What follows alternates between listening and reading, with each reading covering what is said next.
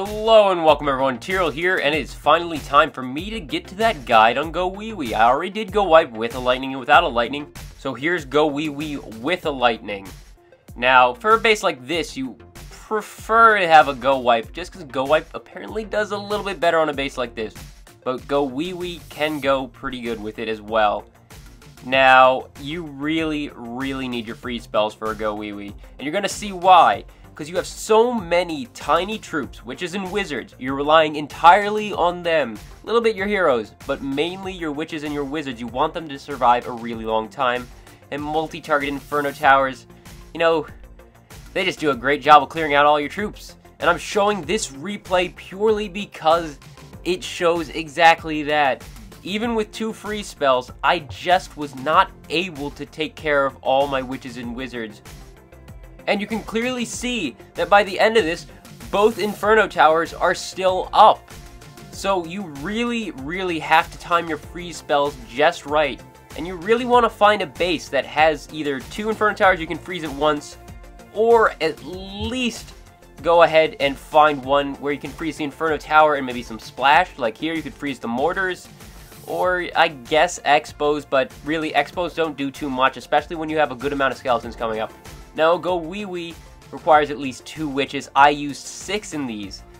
You know what? It lines up pretty well to have 2 golems and 1 witch and 1 golem and 3 witches inside your dark barracks. It does take a really long time, and GoWiWi will always take longer to build than it will to build a GoWiWi. That's just the nature of the beast. Now, this base, a little bit weaker. Those under-leveled archer towers and cannons, it's not really helping the base, but it's single target anyways, so with my witches out, I won't have too much to worry about anyways, because they're not going to be able to take out the skeletons. They don't make much of a difference. You want to get your heroes in as fast as you possibly can. And as you can see, I brought a jump spell this time. But to bring a jump with a lightning spell, you have to kick out a freeze spell. And you're going to see how that comes back to bite me. Personally, I don't believe it's best to bring a jump spell with GoWiWi. It might be hard to believe, but GoWiWi is better at getting through walls by brute force than GoWiWi. I know, like, 4 P.E.K.K.A, all on one wall with a rage, that'll instantly, like, one-shot a level 11 wall. But, overall, it's easier to get through walls with a GoWiWi because it actually has more DPS, more damage per second across the entire army, because those wizards are the one troop with the highest damage per second, and you're going to be carrying anywhere from 12 to 16 wizards at a time with GoWiWi, maybe more. Less witches, more wizards. You know what? You might even have even more. You might have 20. You might have 20 wizards. 20 wizards is a huge amount of damage, and if you can keep them alive, you can get through walls like butter. And you saw that without the second free spell for that second single target Inferno Tower, I lost both my heroes. I could have probably gotten 80, 90, possibly 100% if I didn't lose all my golems and both my heroes to those single target Inferno Towers. Oh look, I forgot to put my phone on Do Not Disturb. Whatever. So really, GoWiWi is so heavily reliant on freeze spell. I would recommend using it on an iPad actually, so you have better accuracy for where you place your freeze spells. But really, you can do it on an iPhone with practice. You really have to get everything you can in with those freeze spells, and you need to freeze right on time.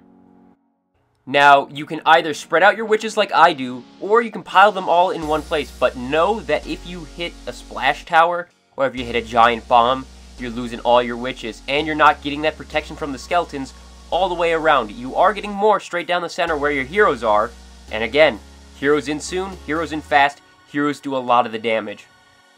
But spread out, those skeletons provide a lot of protection, especially for targets with single target Inferno Towers, or if they have multi-target Inferno Towers. If you freeze well, those skeletons will do work.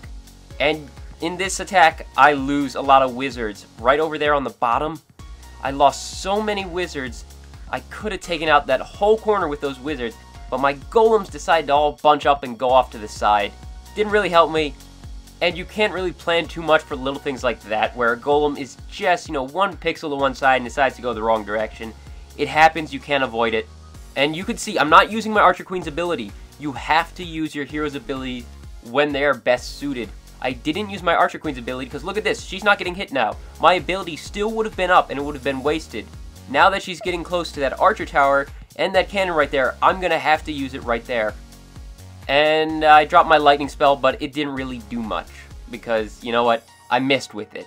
It happens. You're going to have to be able to compensate for that as well. You can use a freeze spell to freeze things like a clan castle if you screw up your lightning spell.